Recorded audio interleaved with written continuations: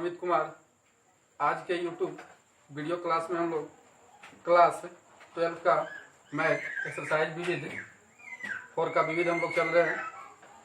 पिछले video class में हमने क्वेश्चन नंबर 6 तक आपको बता दिए थे। आज हम क्वेश्चन नंबर 7 से चल रहे हैं। तो चलिए क्वेश्चन नंबर 7 से देखते हैं किस तरह से हम आगे बढ़ते हैं। क्वेश्चन नंबर 7 कहता है कि यदि ए इनवर्स बराबर इतना मान दिया हुआ है, 3 × 3 कोटि का है, यानी 3 पंक्ति 3 स्तंभ है, यानी 9 अवयव है इसके अंतर्गत।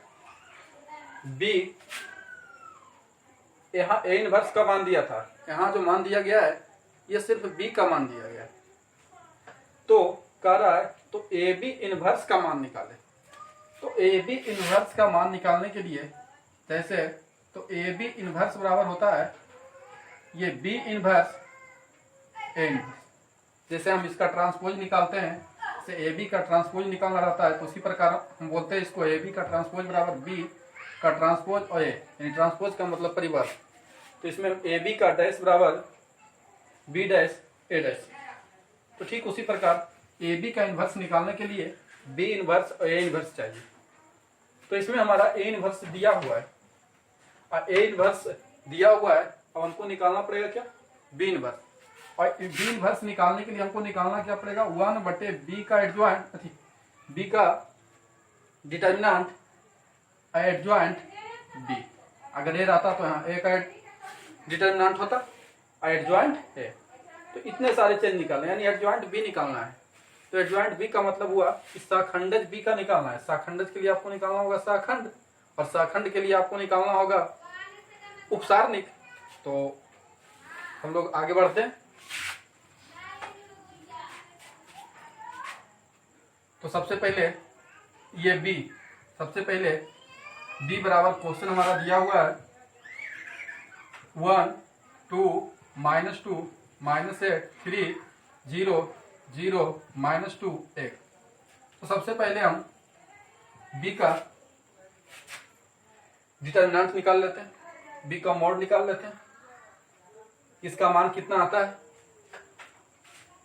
तो हम किसी के अनुदिश विस्तार कर देते हैं। तो इसमें लिख देते हैं R1 के अनुदिश विस्तार करने पर, R1 के अनुदिश विस्तार करने पर, तो ये हमारा हो गया R1 हो गया। तो यहाँ प्लस, यहाँ माइनस, यहाँ क्या हुआ प्लस। तो जब एक बाहर हुआ, देखिए इसमें हम आपको बता चुके हैं कि R1 के अनुदिश चल रहे तो उसके अवयव बाहर हुए, इसके सामने ना लिखना, बचा ये 4 हुआ। तो 3 × 1 3, अब इधर से गुना, -2 × 0 0 ही होगा।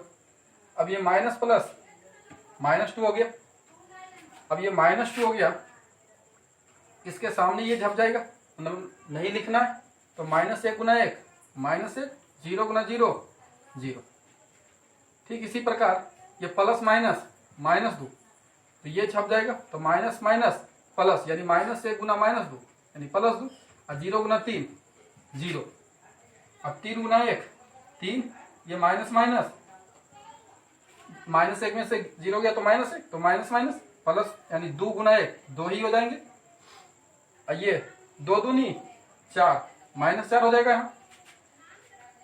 तो 3 × 2 5, 5 में से 4 गया 1, यानी बी का मोड, बी का डिटर्मिनेंट बोल सकते हैं या मोड बोल सकते हैं। कितना निकला 1। तो हम बोल सकते हैं कि चूंकि बी का डिटर्मिनेंट बराबर = 0, इसलिए यह संगत है। तो आप संगत असंगत नहीं भी निकाल सकते हैं, क्योंकि यहाँ तो बी इनवर्स आपको निकालना है। तो आप संगत असंगत लिख भी सकते हैं, नहीं भी लिख सकते हैं, क्योंकि यहाँ बी का मान कितना निकल गया 1। अब आप जानते हैं कि आगे की प्रक्रिया के लिए जब ये निकाल लिए तब आपको उपसारणिक निकालना होगा। इसके लिए M11 चलना होगा, M12 चलना होगा, M13 M21 M21 और M22 इस तरह से निकालना होगा। फिर M23 M31 M32 और M33 इस तरह से आपको उपसारणिक निकालना होगा। तो चलिए M11 निकालते हैं।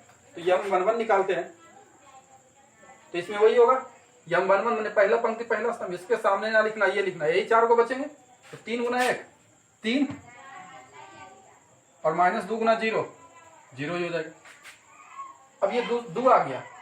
तो बस ध्यान देना ये है कि जब किसी का अनुदिश हम विस्तार करते हैं तो उसके जो अवयव होते हैं वो बाहर होते हैं, लेकिन जब हम सारणिक निकालते हैं तो उसमें बस उसका जो शेष अवयव बचता है उसको गुना करके लिख दिया जाता है। तो ये दो के सामने हमको नहीं लिखना, तो यानी -1 गुना 1, ये -1 और 0 गुना 0 यानी 0 ही होंगे। फिर ये -2, ये इसके सामने नहीं लिखना, तो -1 माइनस माइनस ये 2 हो गया और 0 गुना 3 0। अब चलना है दूसरा पंक्ति पहला स्तंभ। अब आते हैं ये दूसरा पंक्ति पहला स्तंभ, ये नहीं लिखाएगा। अब देखिए 2 गुना 1 2, इस तरह से 2 गुना 1 2 और 2 दूनी 4, तो हमारे माइनस तो प्लस हो गया यानी -4 ही हो जाएगा। ठीक, अब दूसरा पंक्ति दूसरा ये हो जाएगा, तो 1 गुना 1 1 होगा और 0 गुना कुछ भी हो जाएगा यानी 1 माइनस 0। अब आ गया दूसरा पंक्ति तीसरा स्तंभ, तो ये हो गया हमारा दूसरा पंक्ति तीसरा स्तंभ, इस तरह से छपेगा। तो ये देखिए 4 को बचे, 1 गुना -2 और 0 गुना 2 2 यानी -2 और 0। अब आते हैं तीसरा पंक्ति पहला स्तंभ। देखिए ये हो गया हमारा तीसरा पंक्ति पहला स्तंभ, ये झप जाएगा, मतलब इसके सामने ना लिखना, ये ना लिखना। झपने का मतलब ये हुआ कि जिसको लिख रहे हैं, जिसका औपचारिक निकाल रहे हैं, उसके सामने ना ही पंक्ति और उसके सामने ना ही स्तंभ को लिखा जाता है। तो 2 गुना 0 0 और 3 दूनी 6, लेकिन यहाँ माइनस माइनस माइनस प्लस, क्योंकि यहाँ बीच में माइनस हो रहा है, तो 3 दूनी 6 माइनस माइनस प्लस। अब आ गया तीसरा पंक्ति दूसरा स्तंभ, ये झप जाएगा यानी 1 गुना 0 0 और -1 गुना -2, तो +2 ही हो जाएंगे, लेकिन यहाँ बीच में माइनस आ जाएगा। फिर ये लास्ट 1 गुना 3 3 -1 गुना 2 तो -2, तो यहाँ माइनस माइनस +2। बस चलिए अब ध्यान देते आगे। यहाँ 3 हो गया, -1 ये 2 -2 1, यहाँ -2 बचा, ये 6 ये -2 और ये 5। अब इसलिए सब में देंगे। अब हम A11 लिखेंगे यानी उपसारणिक निकल गया हमारा। अब शाखंड के लिए हम A11 देंगे इसके अनुसार, फिर यहाँ A12 देंगे, फिर यहाँ A13 A21 A22 A23 A31 A32 और A33, इस तरह से हमने दिए। अब देखिए -1 सब में देते हैं, ये जानते हैं कि -1 सब में दिया जाता है।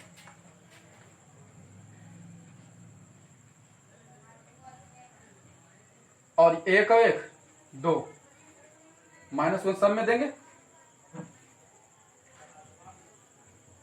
1 और 2 3 हो जाएगा, 1 और 3 4 हो जाएगा,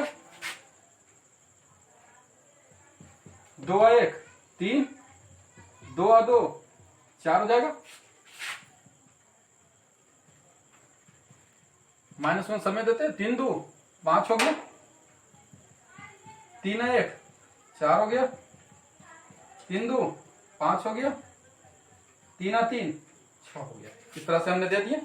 अब गुना में ये 3 उपसारणिक को लिखते हैं, गुना में इसमें -1, गुना में इसमें 2, गुना में इसमें -2, गुना में इसमें -1, गुना में इसमें -2, गुना में इसमें 6, गुना में इसमें -2 और गुना में इसमें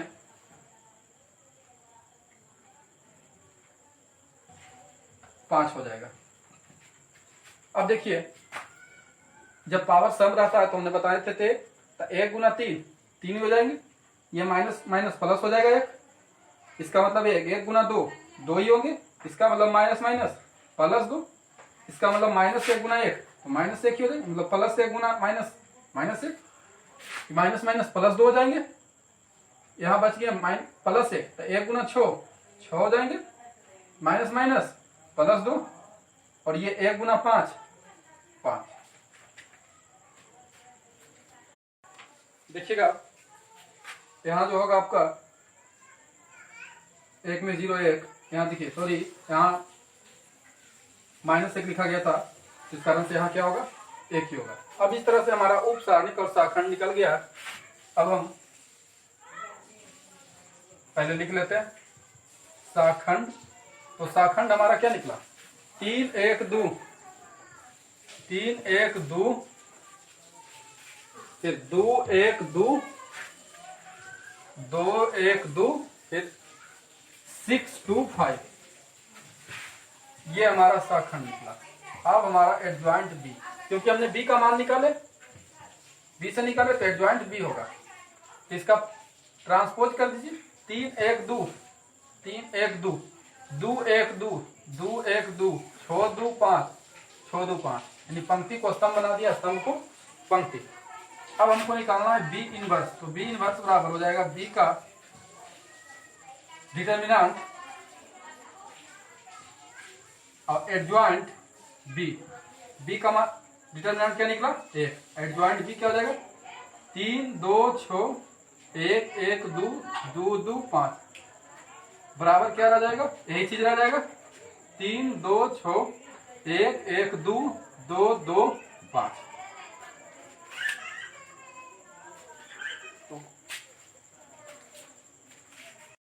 तो देखते हैं, अब निकालते हैं हम ए बी इनवर्स। तो इसको लिख सकते हैं B inverse A inverse. B inverse का मान क्या निकल गया 3 2 6 1 1 2 1 1 2 2 2 5 2 2 5। और ए इनवर्स का हमारा मान दिया होगा 3 -1 1, यहाँ 15 हो गया, यहाँ 6 हो गया, यहाँ -5 हो गया, यहाँ 5, यहाँ 2 हो गया, यहाँ 2। अब हम जानते हैं पंक्ति को गुना किया जाता है स्तंभ से। तो 3 तिया 9, यानी पहले को पहले से, दूसरा को दूसरा से। 15 दूनी 30, 6 5 30। ठीक इसी यही पंक्ति को इसके साथ करना है। 3 गुना -3 -1 -3, 6 दूनी 12, 6 दूनी 12, यहाँ -12 हो जाएगा। फिर 3 गुना 1 3, 5 दूनी 10, 6 दूनी 12। अब ये दूसरे पंक्ति को गुना करते हैं पहले स्तंभ से। 1 गुना 3 3, 1 गुना -15 -15, 2 5 10, फिर 1 गुना -1 -1, 1 गुना 6 6, 2 दूनी 4, 1 गुना 1 1, 1 गुना -5 5, 2 दूनी 4। अब फिर गुना करते 2 तिया 6, 15 दूनी 30, 5 5 25, 2 गुना -2, 2 छोक 12, 5 दूनी 10, 2 गुना 1 2, 2 5 10, 5 दूनी 10। तो बस गुना में ध्यान यही करना रहता है कि पंक्ति का गुना स्तंभ से होता है। पहले पंक्ति को पहले अवयव को पहले से, दूसरे को दूसरे से, और तीसरे के तीसरे। बीच में जोड़ का चिन्ह देते हैं, अगर फिर प्लस माइनस आया तो उसके अनुसार चिन्ह बदलते हैं। अब देखते हैं, ये 30 30 खत्म हो गया, 9 हमारा हो गया, 12 12 खत्म हो गया, -3 हो गया, ये 12 3 15 में से 10 गया, 5 हो गया, ये 10 10 3 13, 15 में से 13 गया, -2 हो गया, ये 4 1 5, तो 6 में से 5 गया, +1, 4 1 5 5 में से 5 गया 0, 25 और 6 31 में से 30 गया आपका 1, ये 10 2 12, 12 में से 12 गया 0, और ये 10 10 में से 10 गया 2। यही आपका आंसर हो गया। देखिए क्वेश्चन नंबर 9 लग रहा होगा कि 7 के बाद सर 9 पहुंच गया, 8 ने बताया। देखो हम आपको बताते हैं, 8 नंबर एक जॉइंट इस तरह से निकालने का है।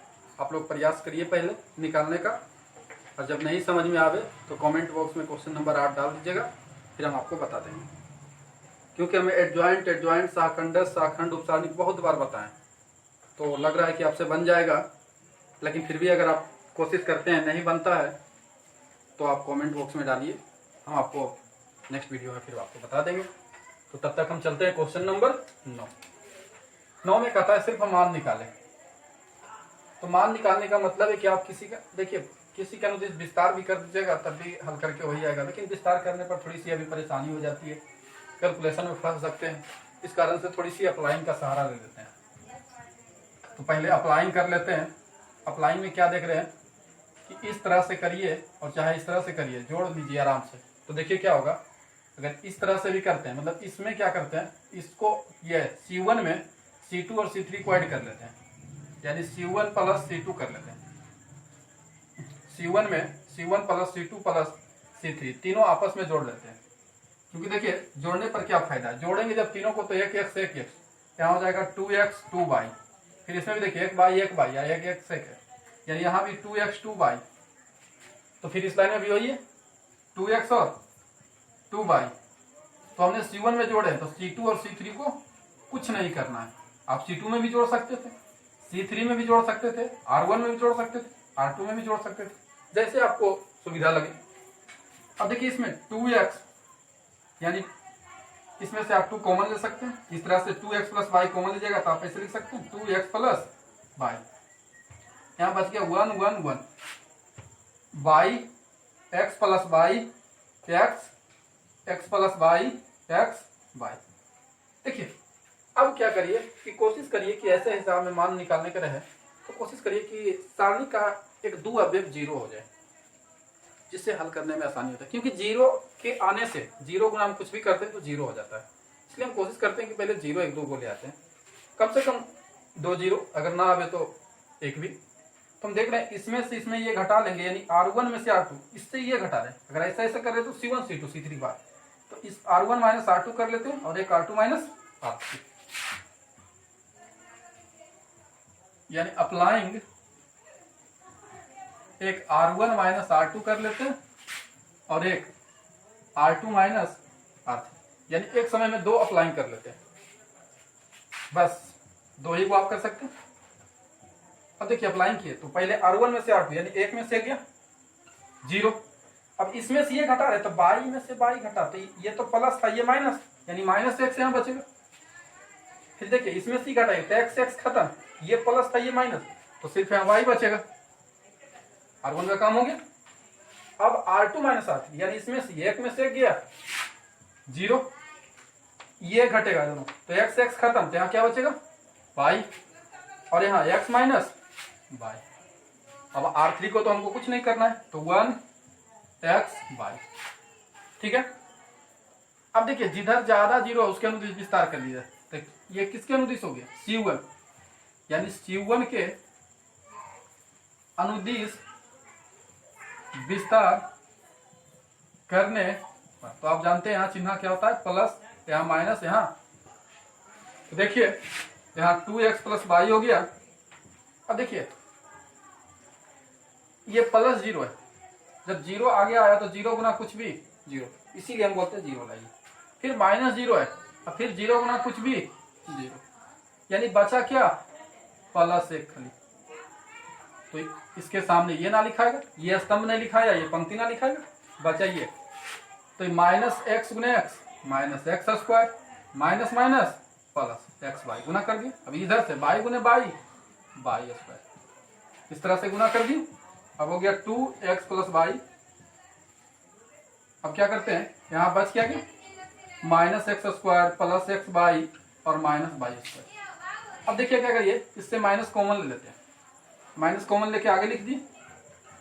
अब देखिए ये माइनस कॉमन लेते हैं, माइनस हो गया प्लस में और ये प्लस हो गया माइनस में और फिर माइनस हो गया प्लस में। अब ये जो यहां से यहां आ गया हमारा एक फॉर्मूला आ गया एक क्यू और बी क्यू पर, क्योंकि एक क्यू प्लस बी क्यू बराबर होता है ए प्लस बी ए स्क्वायर बी स्क्वायर और माइनस ए बी।